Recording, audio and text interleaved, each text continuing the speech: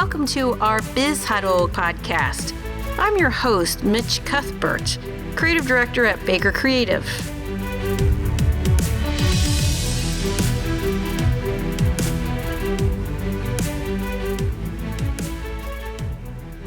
Lisa Ingram is the president and CEO of Whitecastle System, Inc. Lisa is the fourth Ingram family member to serve as president of the iconic company and the nation's first fast food chain founded in 1921. Lisa is also chair of the Whitecastle Board of Directors. Lisa's career has been focused on creating value for her family, business through strategic planning, revitalizing an iconic brand, balancing team member contributions while delivering on results, and injecting innovation into the daily culture. In her role as president and CEO, Lisa oversees the entire company's strategic and P&L execution. The company has 363 company-owned restaurants in the Midwest and East Coast, as well as retail product division that sells Whitecastle burgers in grocery stores, club stores, and convenience stores nationwide. In addition, the company has 5 manufacturing plants that supply all the meat and buns to the restaurant and the retail divisions to ensure quality, production, and food safety. Welcome, Lisa Ingram. Thanks, Lisa, for coming on to our podcast. We really appreciate all your time, and we know you're a really busy person, and you have a lot to offer our viewers. And so I want to get started pretty quickly because I know your time is invaluable. So I understand that the average tenure for your managers are about 21 years. And even though times have changed, and, with your family has began the business, how do you think, this is still the case with the brand? Why do you think people still stick around with this Whitecastle? Sure. Thank you for having me, Michelle. I'm always honored to talk about Whitecastle and especially about our general managers who I was so excited. We nominated them for the NRN Power 50. So they were in the nation's restaurant news, which is super cool. And you talk about the tenure of our general managers on average is 21 years, which in the restaurant industry is phenomenal. Yes. And when you talk to our team members, our general managers, the reason that most people say that they stay at Whitecastle is because it feels like a family to them. And they're not really talking about me. They're talking about the family that's created in the castles. So each general manager really takes the time to get to know their team members, to know, what makes them tick, what's going on outside of work, and how to make it feel like they're part of the Whitecastle family and part of that particular castle or that particular plant family. So they do lots of celebrations, whether that's graduation, whether that's birthdays. A lot of the castles, especially in New York, will have like multicultural days where everybody will bring a food from their country and they get to share that and learn about each other's country. And so there's just lots of ways that our general managers really make it feel like a family. And that's obviously a great tie-in to being a family-owned business for now 100 years. And it's something that we're really proud of. And so we definitely appreciate all of the people that stick with us for long periods of time. We have a club that's called our 25-year club. So when you hit 25 years of consecutive service, you get to come to Columbus. We wine and dine you and make you feel even more special than you already are. And so it's really great to be able to have that kind of tenure in our business. I think that's a wonderful extension of the brand and the culture that you have. So I think it speaks to it for itself, right? So yeah, and many of our customers will say that part of the reason that they love Whitecastle is because of our team members, because our team members have been around for a while. So when a customer comes in, they may know their story. They may know about their family. When customers don't show up, we get a lot of team members that get very worried about our customers, especially our regular customers. So they might call and check on them to make sure they're okay because they usually come every day or every other day. So it's definitely an extension of our brand. And when you've been around for 100 years, lots of people have stories about Whitecastle and about their experience at Whitecastle. And many of those stories obviously revolve around the burgers, but they also revolve around our team members. So we're really proud of that. And I think that's really interesting. That's become part of someone's routine, as part of the fabric of the community for many people. And I think that's a wonderful testament to the brand. Yeah, it was really interesting. So during COVID, we had to shut many of our restaurants down, and actually our dining rooms are still not open for inside seating. So we did have some of our regulars that, when the weather was a little warmer, they would bring their little lawn chairs and they would have their coffee in their White Castle in our parking lot because they couldn't sit in the dining room. So it was really cute. And again, a great extension of the brand and a great testament to the brand on the loyalty. Absolutely. And a good testament for the customer service and the people that you hire. Mm-hmm. Yes, absolutely. Absolutely. So then, I'm sure you see a lot of other female business owners. What do you think is the biggest mistake they make running their businesses? So I think the biggest mistake that females make is they don't have enough confidence in themselves. They don't have the same confidence in themselves that their male counterparts do. And so I can give you some examples. We have a group of people called our regional directors, and we get them all on the phone. And the female ones might say words like, well, I hope, or I will try, versus the male ones say, I will, and we're going to achieve this. Small little detail, but it does make a big difference in terms of how they can be perceived. And so my best advice to women is to not listen to the little voice in their head, or not give the little voice in their head more weight than it deserves. Because usually that little voice in your head is telling you you're not qualified, you're an imposter, you aren't as good as everybody else in the room. And that's not always true. In fact, that's usually not true. And if they listen to other voices outside of the voice in their head that tells them that they're doing a great job, that they have great contributions to give, those types of things, they would have more confidence and they would display that. And for me, my own personal experience, because there are lots of times when I walk in a room and I'm nervous or I feel like maybe I'm not qualified to be there, just starting conversations with people. And that really allows me to find common ground and to give myself a little pep talk saying, this person lives in Arlington, they love Whitecastle, they're gonna like what I'm gonna say. And, after you've done that enough times, it can help your confidence. And so just make sure that you're not giving that little voice in its head more weight than it deserves. And I also think when you run a company and there's so much pressure to have the answer to everything. Yes. And and that one I got over a long time ago. I am totally comfortable with not being the smartest person in the room. I am really comfortable with having lots of smart people in the room with me, because I think that, if, especially in a family business, and especially the fourth generation and the first woman, I do not want to be the generation that runs an iconic American brand into the ground. So I want to make sure that I'm surrounding myself with really smart people that love the brand, that are passionate, that love the culture, and that want to help us be successful in the future. And so being willing to hire smart people and let them do great things is something that I think any leader needs to really embrace, because as we all know, there are many more ideas and many more debates about ideas really drive better solutions than one person just driving that solution. So both you and I are in a similar situation where you and I have spouses that have their own businesses. And it can be very challenging, especially when it's family-owned businesses. Mm-hmm. How do you deal with the work-life balance? Because it can pull you a million different directions, and it's hard not to just turn it off when you're in it all the time. How do you handle it? So I think one of the most important decisions, probably the most important decision that you can make, is who you decide to marry. And for me, I didn't actually get married until I was in my early 30s, which is kind of late. That wasn't how I had it all planned out. I was going to be married by the time I was 25, and I was going to have kids by the time, none of that worked out. But I really was able in my 20s to figure out what I wanted and what things were important to me and what were priorities for me and what I wanted in a spouse. And I had dated a couple of people, so I knew, well, I didn't like that, but I liked that. And really finding a spouse that is supportive of you and your dreams. So while both of Greg and I have family businesses, we're both CEOs, and we both know that both of our jobs are important. And my job isn't more important than his, and his job isn't more important than mine. It's a balancing act. So both of us trying to figure out when we can collaborate, when we can acquiesce to the other. If that he needs to travel, is my travel flexible? Or if I need to be somewhere, can he be flexible? That type of partnership is really critical in a marriage to begin with, but also when you have two people that are trying to run family businesses.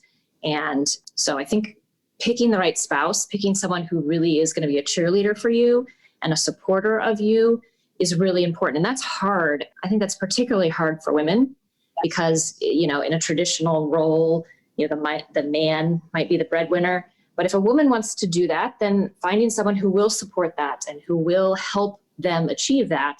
And my husband has actually absolutely done that for me. And he's been great with the kids too. I mean, he helps with the kids. He helps, with the cleaning, all that type of stuff. I probably still do more, but he's always there, always willing. And he asks a lot, what can I do to be helpful? And that to me, just asking, I'll probably still tell him, no, I'm going to do it, but at least he asks. Yeah. And that really is a tremendous testament to him as a person, as a man, and as a spouse and father. And so I feel very lucky to be married to Greg and to be supported by him. So and you asked about on off. I think, it's been interesting with COVID. It's been really interesting to see how work and life have intertwined much more so than probably before. And so what I always tell people is you need to let your team know when is your off time. And that might be different by person. If you want to be, focused on your kids when they get home from school for a couple of hours, letting your team know, hey, from like 4 to 8, I'm going to be focused on my kids, but you can reach me any other time other than that. And your team will probably really try to honor that. Yeah. And if they can't, then that they really need you. So for me, that time really is actually in the morning. I really want to work out in the morning. I need to work out first thing when I get up. So I usually don't have my assistant schedule anything before 9 a.m. And everybody kind of knows that. And if they really need me, they will call me. And I know that they really need me. But otherwise, that's sort of my time to focus on working out and making sure that I'm taking care of myself. So I think you just have to be clear with your team.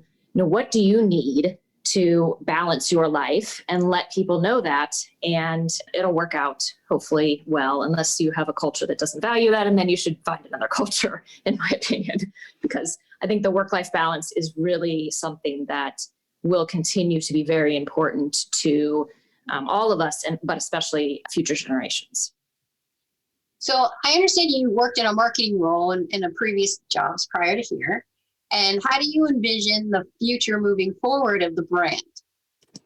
So, I talked about wanting to have really smart people in the room, and our marketing team is top notch. So I am not driving the marketing strategy. They are, but the things that they're doing are really listening to the customers, really looking at trends, and sticking with what has made us successful in the past. And that's being a fun, quirky, sort of irreverent brand who has this amazing product that people love and that people want to tell stories about. And how can we embrace that and amplify that in ways that allows us to connect with customers in different communities? And I feel really good about what we've done. I'm sure that we will continue to do fun things, and we look for agency partners that help us do that, and have been very happy with a lot of the partners that we've had that have really been excited about being on the Whitecastle brand, especially this year with our 100th birthday. Oh, absolutely. Well, congratulations on the 100th birthday. Yeah. It's so, so few companies reach that milestone, especially family businesses. To be fourth generation is an amazing milestone as well. So we're really honored to have it. I do wish that we could, do a little bit more in person on our 100th birthday, but we may be rolling some of our 100th in-person stuff into our 101st. So we'll figure that out. Understand. So food is notoriously a very rough category to be in. Yes. And being 100 years is like unheard of, right? So how do you stay resilient consistently? That's a very tough challenge. It is. So again, I would think that with COVID, we've all learned how to be a lot more resilient and a lot more adaptable in the last 9 months. And I think for us, for Whitecastle, really our secret sauce is just consistently listening to our customers and our team members, because our team members very much represent our customers. We hire so many people from around the neighborhoods where our castles are that they really represent our customers. And so a lot of the great things that we've done have come from either our team members or our customers. So our Crave case, which is our 30 package of 30, that came from a team member who said, can we put sliders in a pizza box? And we was like, that's an interesting idea. So we tried it, and 30 actually fit into a pizza box. But then we took it to operations and tested. And the problem is that the pizza box doesn't fit through a drive-through window. So we turned it and made it a suitcase. And so, but again, that came from a team member. Our Impossible slider, that really came from customers. We've had a lot of customers that grew up on Whitecastle, that love Whitecastle, but for whatever reason have turned vegetarian. But they would still come into Whitecastle and they would ask for a cheese slider, which is where we just take a slice of cheese. We take some of the onions from the grill and put it on the bun with the cheese. And it was a cheese slider.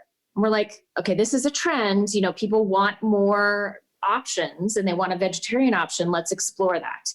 So we added a veggie slider, and then we added a black bean slider. And then when the plant-based product came around, we looked at that and said, we got to have this Impossible slider. So again, that came from customers. Our Valentine's Day, which is coming up, which we've been doing for many years, that started with a general manager who wanted to make a special occasion for the sweet couple that came in. They either met at Whitecastle or they had their first date. I don't remember the story, but they put a white tablecloth down and flowers and served them on Valentine's Day. And that grew to where we were doing that in her castle and then in the region. And now we do it across the whole system. Last year we took 36,000 reservations on Open Table.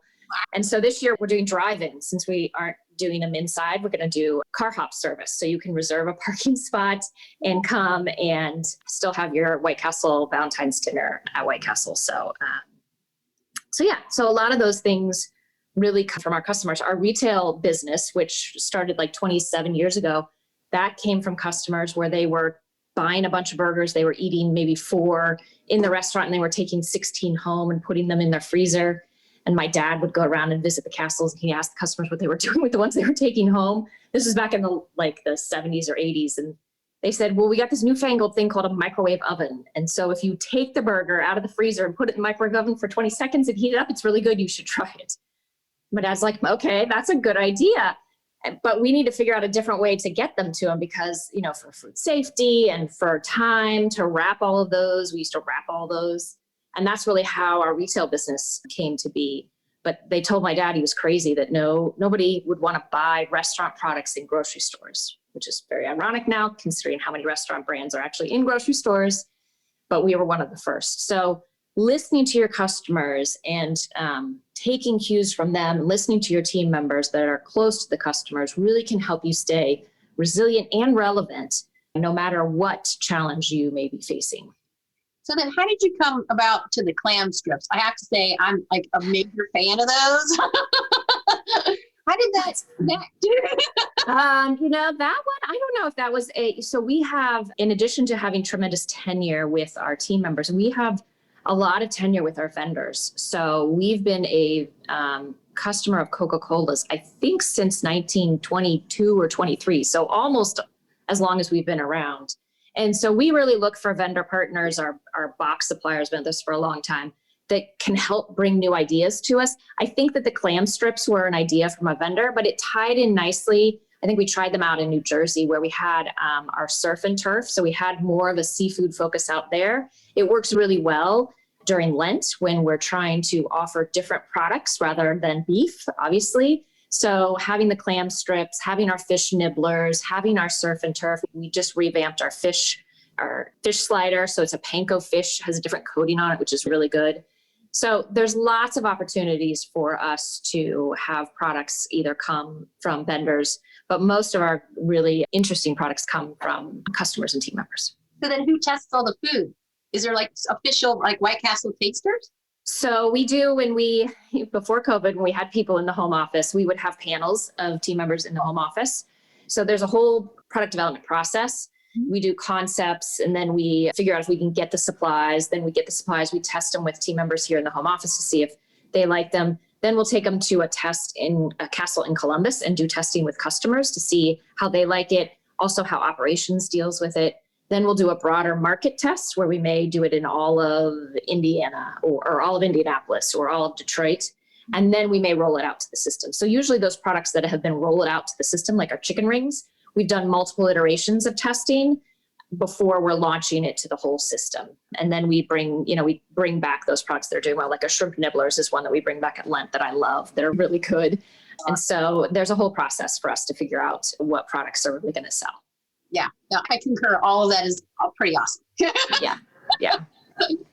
So I know you're known for the innovative approach, and I know you have tried some robotics inside. Highlight a little bit about what that's about. And Sure. So, we're always looking for different ways to make our delivery to our customers better.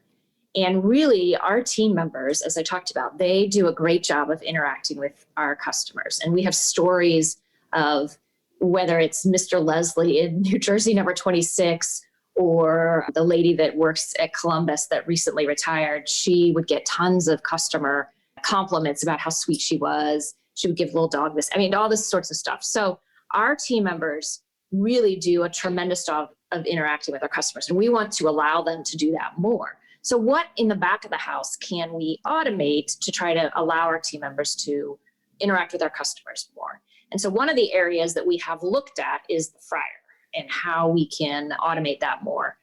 And so we recently just started, it's a test. I don't really have any data to share on it. There's still only one, but we recently launched a project with Miso Robotics to test a robot in our fryer station. And his name is Roar, Robot on Rails, I think. And he's doing well. When he first got in, he was a little slow. So he had to, which is typical, right? You learn the job, you learn how to do it, and you get faster and more efficient. And he's definitely improved. And so we're happy to have him, but it's still a test. And so we'll see how that goes and whether or not we do more. But we're always looking for ways to try different technologies. We're also testing an AI menu board that will allow us to personalize the experience for our customers. And that's a lot of things that we want to be able to do more of. We launched a loyalty program last year where you can sign up and we can then know more about what you like to purchase and then serve offers that are specific to you versus, serving you an offer on fish sandwiches when you don't really eat the fish sandwiches. So I think using technology to help your team interact with the customers more effectively and more personally is really something that's going to continue to be a trend in this industry and certainly other industries. So really looking at that customer experience. Yeah. Yeah, absolutely. So with the 5 manufacturing plants, 320 restaurants, bakeries, meat plants, how difficult is it to keep the brand as a slider company versus than just a hamburger company? Yeah, so this is something that I've talked about. We started in 1921 and we only sold like 5 products. So hamburgers, French fries, Coke, coffee, and pie, I think were the 5 products. And we sold those same 5 products for like 40 years. Yeah, not kidding, 40 years. Same product. I think in 1962, we went crazy and 1942, we added a slice of cheese. And that was our first product development. And then, and so we've been a hamburger company for a really long time. In the last 10 years, we've done much more product innovation. We've done more product innovation in the last 10 years than we've done really in the last 100. Mm-hmm. And really that's again driven by listening to our customers and listening to our team members. So while everybody, loves the slider and we're not going to change the slider, whether you want cheese or not, some people want a chicken slider. Some people want a fish slider. We have an amazing breakfast slider that we've had for like 20 years and people are still like, you serve breakfast? I was like, oh my gosh, yes. It's a fresh cracked egg, which nobody else does. You can get it on our bun or you can get it on a Belgian waffle. We literally buy these waffles from Belgium. They're really good. When we put them in the toaster, they make the kitchen smell nice and mapley. And so it's a wonderful product. But, we've got that. We've got the chicken rings. We've got a lot of different products. And that really is driven by consumers wanting variety and choice. They may want to get 2 hamburger sliders, but then they may also want to try an Impossible slider and they may want to try a chicken slider. And our size really allows people to be able to mix and match and to have lots of different variety. And so we just right now are doing our Sloppy Joe slider, which is going really well. So there's lots of options at Whitecastle. So it's been actually an easier transition to be a slider company than one would think, because that's what consumers want. And we want to make sure that we're offering some variety to consumers because that's what they want. So what are the top or the largest challenges you're facing now? And what is your outlook on, addressing some of those high level? Yeah. So I think, there's always challenges, right? We want to be a best place to work. And so how do we do that in this environment, whether COVID's around or not? I mean, this has been a goal for us for many years. How do we attract team members? How do we retain them? How do we allow them to feel like they're able to grow? How do we make sure that they're having fun at work, that they're having opportunities to do Valentine's Day or to celebrate our Cravers through our Cravers Hall of Fame? All those types of things. So certainly labor and finding and keeping the best team is definitely something that we are always looking to make improvements on. And then the next one is, just figuring out how to grow. We don't franchise. We have one license agreement in Las Vegas. So our growth is pretty slow, but it's very methodical, very thoughtful. We just opened a store in Phoenix in 2019 that did wonderful. And we're going to open a new store in Orlando. It's the first time we've been in Florida in like 60 years. And so we're really excited about that opportunity as well. And so just figuring out how to grow our brand from the restaurant side, but then also from the retail side. We have, 3 manufacturing plants that make our retail products. We have our own bakeries that make all the buns for the restaurant and the retail products, and our meat plants that make all the patties for the restaurant and the retail products. And so the more that we can grow the retail division into other products and or other customers is something that we are looking at as well. So figuring out how to grow and how to have the best team to continue to be a great place to work is, 2 high level things that we're always looking at. So how do you determine what global markets is the right market for you? Yeah. So, when you think about global markets, we haven't done a lot of focus on global. We do have 3 stores in Shanghai, China, which we opened a few years ago with a partner over there. So we're continuing to test that and see how that goes. But there's lots of opportunity for us to expand in the United States. Any social media posts that we do, if you look at all the comments, like probably 80% of the comments have nothing to do with the post that we made, but they're like, bring a castle to, wherever, my town, wherever I am. And so we believe that there's opportunity for us to continue to expand in the United States. And so we look at that, and fortunately for us, we can see where we sell a lot of retail products. So that's a good indicator for us on where we might have some opportunities to put a restaurant. So we're always evaluating those options of either expanding the restaurants or expanding the retail.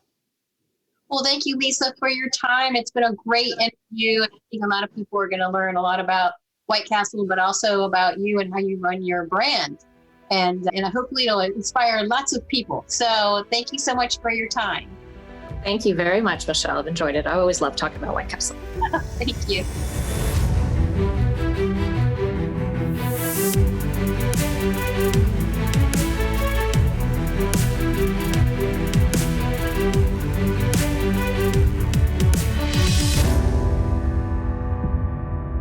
If you're interested in learning more, visit our website at bakercreative.co.